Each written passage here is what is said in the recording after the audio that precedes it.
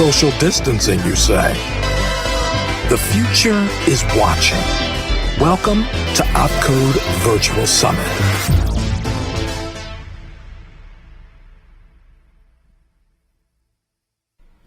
Good morning, everyone. Good evening, good night, wherever you are. I hope that you're wearing a mask and locked in, staying safe, checking on your neighbors, checking on the elderly. Matt called this a keynote. He's been trying to get me to come out to OpCode in Dubai for a keynote for a long time. I don't believe in keynotes. I hate that word. First of all, I don't belong on the stage with the Grug, Sarah Jane, Costain, and Patrick Wardle. But I did have a really interesting experience recently in San Francisco that tripped my mind into thinking about the way security is handling its generational handoff. Security has grown up. It's time for a generational handoff, and we seem to be muffing it, and there's some implications for it for cybersecurity. So I wanted to just kind of share my shower thoughts on this. Not in a keynote format. Don't expect to learn anything. I'm not going to release anything groundbreaking. This is just to get your mind wrapped around thinking about how you fit into the security industry. And if you're a security leader, how do you embrace the next generation within this context of what I'll talk about, this cycle of innovation. So my name is Ryan Naraine. I work on security strategy at Intel. Prior to this, I was a security journalist for many years, working at eWeek, ZDNet. I created ThreatPost when I went over the Kaspersky lab, and I worked at Kaspersky managing the security research team in the US. Strongly recommend the presentation coming up later by Kostin Raju, who used to be my manager. I saw this research in action when he first started it, and I can highly recommend it. All right, let's get into it. So I was in San Francisco for RSA, and on the Monday of RSA, I had a CISO on-conference type event I was doing, hanging out with some CISOs and sharing experiences and sharing war stories. And someone asked me to if I had a tweezer, and I was like, no, I don't. What am I going to do with a tweezer? So on the way to the conference, I stopped at Walgreens. So in the US, Walgreens is one of those big, massive drugstores that are on every other corner here. And I went in there to buy a tweezer, and I know nothing about tweezers. So I'm in the section with the tweezers, and there's this lady who's trying to help me understand what tweezers are. And she's giving me the history of tweezers, and she's helping me understand what types there are and why I need this type and that type. And I'm inundated with information. And it dawned on me right there and then that, oh my God, this woman who doesn't have any interest or any, she has no, selling this tweezer isn't going to make or break her day or her life. But she did spend a good 5 to 10 minutes telling me about the different types of tweezers and so on. And it was a really fascinating conversation and really a pleasant, kind experience. And I walked out of there thinking to myself, what am I going to do with all this tweezer information? This woman was really, really kind and wanted to make sure I knew everything I wanted, everything I needed to know before I bought my tweezer. So I figured out, what am I going to do with this tweezer information? I'll share it with you. So here's a quick side note that has nothing to do with this talk. There are 6 main types of tweezers. There's all kinds of tweezers. There's a unique use for each type of tweezer. You have to choose wisely. So this woman went on and on telling me about all these things, just genuinely interested in my curiosity about this topic. And the most important lesson I got there is not just learning about tweezers, but I learned about her patience, her consideration, her kindness, and the empathy she had for transferring this knowledge she had. She genuinely wanted me to learn about tweezers, knowing fully well that I had very, very little interest in really, really knowing about tweezers. And what does this have to do with security? I walked out of there thinking to myself, what if we all adopted the attitude of someone selling a tweezer and genuinely wanted to share everything we knew with someone else, even though they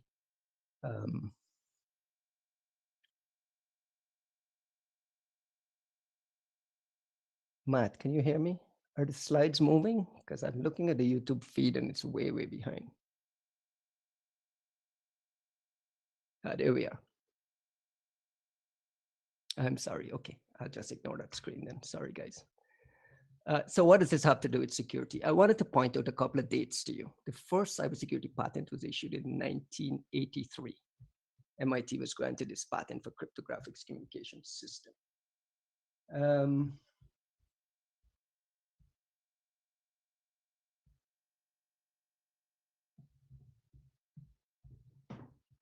gosh, DEF CON dates back to 1993. Jeff Moss did DEF CON in 1993. That's almost 30 years ago.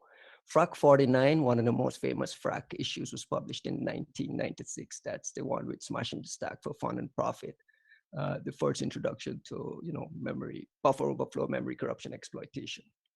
SSL protocol, which actually gave us the internet protocol that made it safe for us to do basic things like shopping online security, was released in 1995.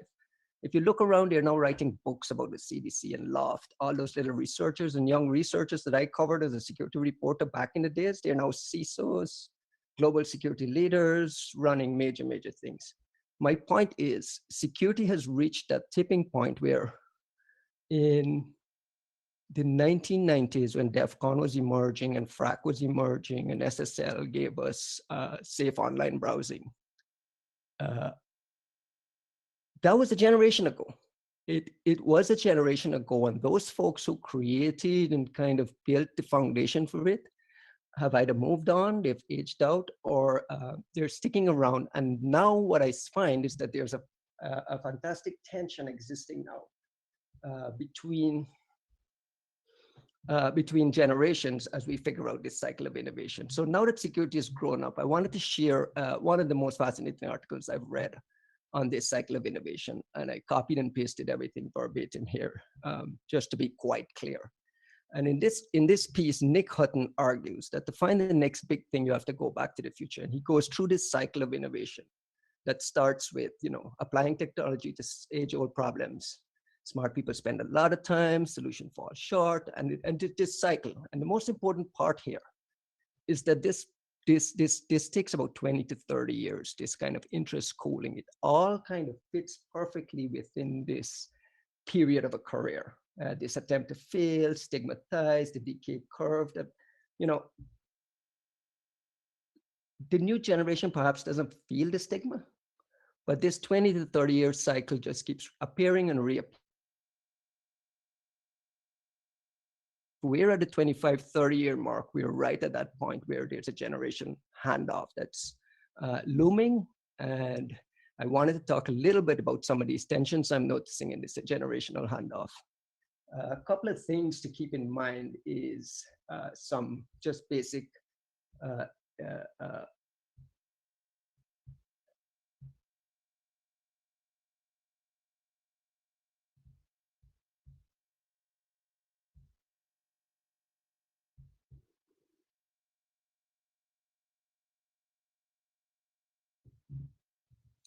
check 1 2. Sorry, Matt. A couple of things to keep in mind is just what's happening with generations. There's an older generation that's living longer. Technology has expanded.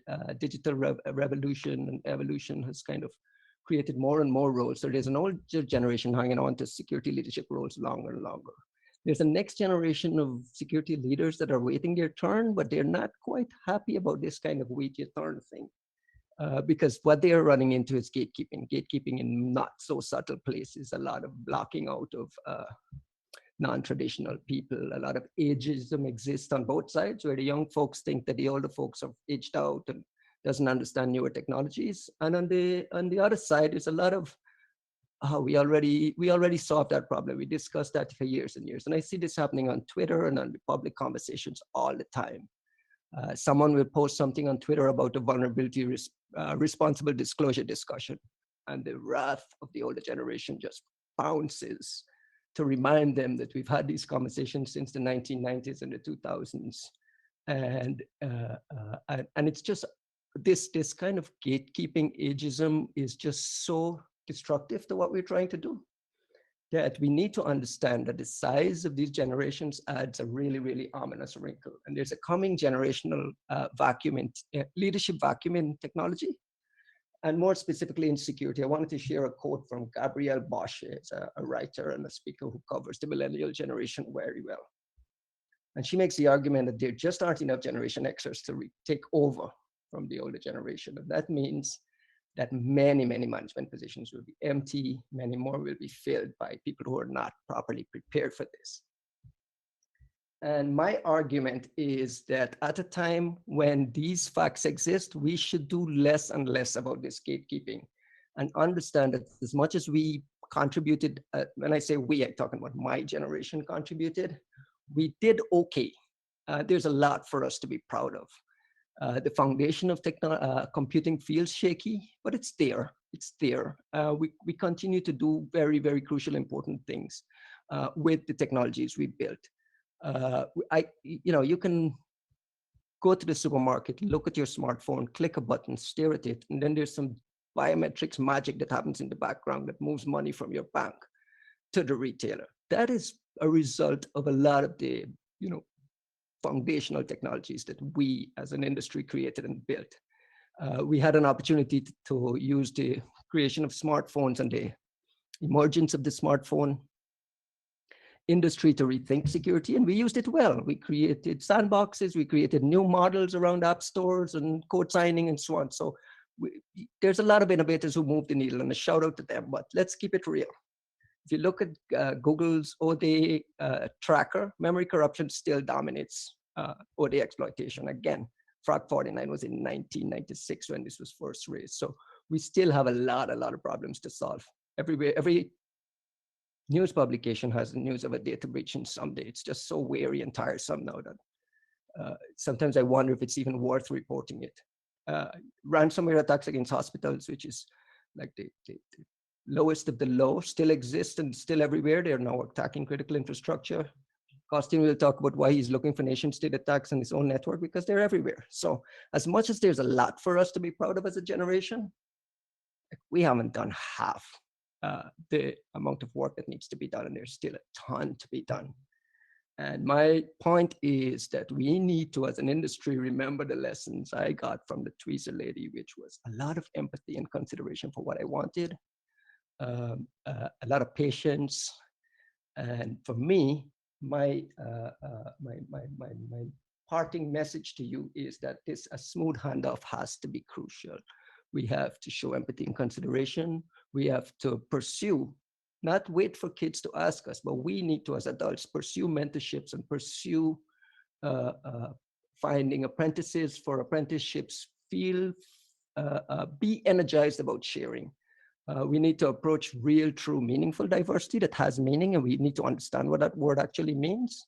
My suggestion is to start with gender. Andy Ellis was on my podcast recently talking about diversity, and his thing was, okay, gender is one that we can define pretty easily. Let's start there. Hire more women, invest in more young ladies in technology, invest in non-traditional geographies. Shout out to Matt Swish and Opcode for all the stuff they've done in this area, which is just fantastic and fascinating to me. If you can help locally in your area, do it. This handoff is happening as we speak. Security is older and getting into this place where we need to do this handoff. And it's crucial that we all play a role in understanding these generational shifts and habits. There's a lot, we can dig into. I don't know if that qualified as a keynote. Those were my shower thoughts on where we are as an industry and some worrying things that I'm noticing. Please remove your gatekeepers. Please embrace the kids. Please feel free to help the kids. It's important. My DMs are open. Reach out. If you can help as a mentor and as someone who can help with this generational handoff in a smoother way, please do. Thank you very much, Matt, for the opportunity to present to your audience. And everyone, please continue to wear your masks. Thank you, Ryan. Happy to answer any questions if you have any. Of course. I think the chat, if you guys have any question, you can ask now. But I think Brian had a question now. You can unmute yourself, Brian, if you want to discuss the thing about Generation X, because I don't want to paraphrase it improperly.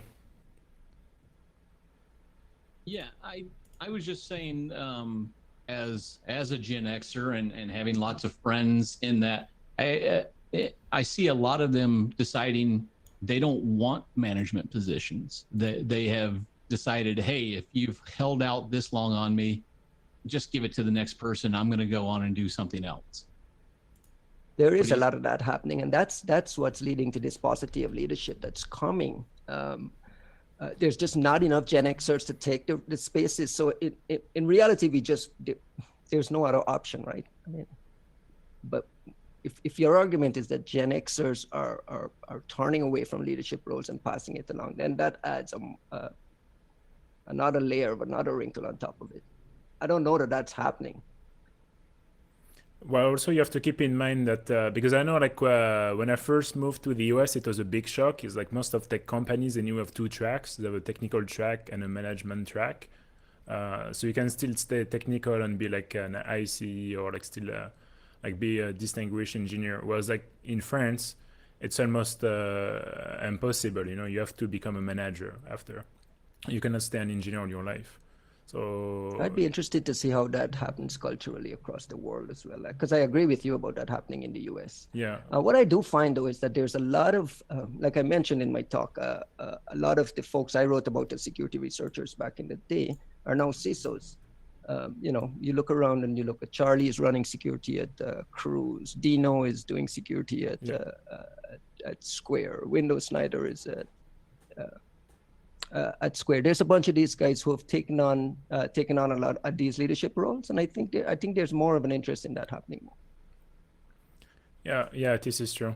Can you read the questions if there are any, because I can't scroll through the chat.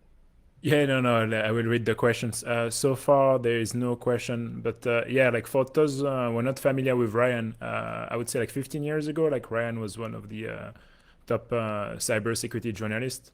So that's why he says like a lot of them now became like CISOs or have like executive positions now. But like you said, I think it's very important to that like the new generation to not be afraid of gatekeepers and to express their thoughts. I was a bit surprised also when you said like a lot of them are scared to like to publish something on Twitter, even about bug bounties or full disclosure, because they're afraid of people saying, oh yeah, we covered that like 10-15 years ago. So because of that, they will not there's a massive culture clash between the old school hackers and the quote unquote bug bounty kids who are doing cross-site scripting and so on. There's just a what is the word? It's not necessarily a culture clash, but it's just like a disrespect. The older folks just have no respect for these kids doing XSS. Meanwhile, that's where all the breaches are happening. So there's this, I don't know, it bothers me. It bothers me to go online and see someone from the next generation, a younger generation, asking a very, very valid question and just get constantly pounded because the question may have been answered 17 years ago by someone on a paper somewhere. Like, that's just distressing attitudes, and that's what I'm calling attention to. If you go on Twitter and you see someone asking what in your opinion is a dumb question, take a deep breath, walk away, get some coffee, and just like scroll to the next tweet. You don't need to bombard these kids with your dismissive attitudes. That's kind of my big beef these days. Yeah, that speaks to something else as well, in that as a community, we have done very, very poorly in organizing and making the corpus of information we've developed over the decades available to people in a clear way. So, it might have been something that was covered in a paper 17 years ago, and everyone that was around 17 years ago remembers it because it's famous, but everyone that's around from 15 years on has no idea. And that's a failure we have to own. Like, we have completely failed to create a library and a corpus of like, these are things that you should know about because it will help you. Like, we've put in the work already. Like, here are the shoulders of giants, go and see further. It's a fair point. That's actually, there's two people in the chat asking like, is this a problem with our own keeping of history, and is there a website or collection of links that anyone can recommend with a lot of informative content? But yeah, like Jon Snow is definitely right. We definitely did a poor job at keeping like and archiving everything. But yeah, that's That's Hey, we have an definitely. opportunity to fix things too. Let's just not beat up ourselves. Like we're we live in interesting times right now. We're almost at a restart spot. We have an opportunity to start locally, start small, do things right, use use these times to think positively and be more aggressive in fixing the things that we see as problems instead of constantly talking about problems.